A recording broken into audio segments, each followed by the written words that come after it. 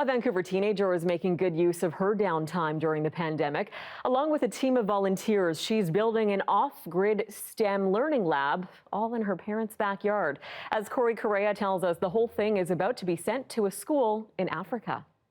Meet Sophie Rue. At first blush, an average 16-year-old. But get to know her, and by most standards, she's an exceptional teenager.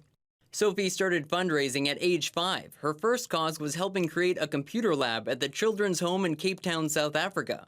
She donated money to build 3 wells in a rural area of Malawi. Then she fundraised to buy a machine that makes sanitary pads for girls in a youth home in Cape Town.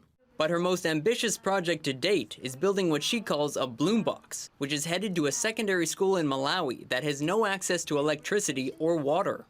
Okay, so right now where I'm standing is going to be a desk with 10 workstations for students. Using a repurposed shipping container, the learning lab will be fully powered by solar panels on the roof, with 20 computer stations and access to learning materials through an intranet. It will even have a deck and cantilever roof to hold 40 students and a teacher.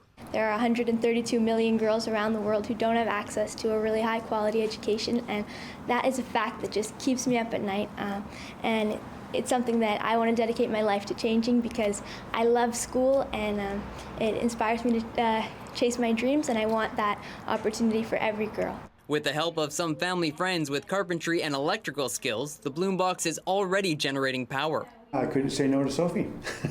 They asked me if I wanted to help build this computer lab over a year ago, and I agreed. The container has been in the Rue family backyard since last year, with Sophie and her team chipping away at the project. I was a little mortified when it was coming across the garage with 2 cranes.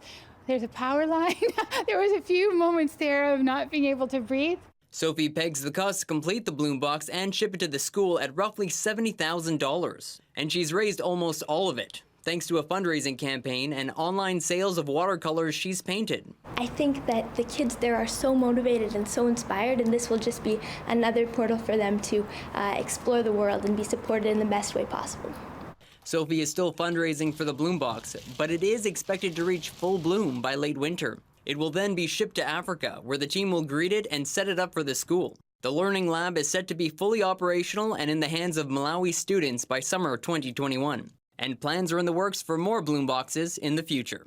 Corey Correa, CBC News, Vancouver.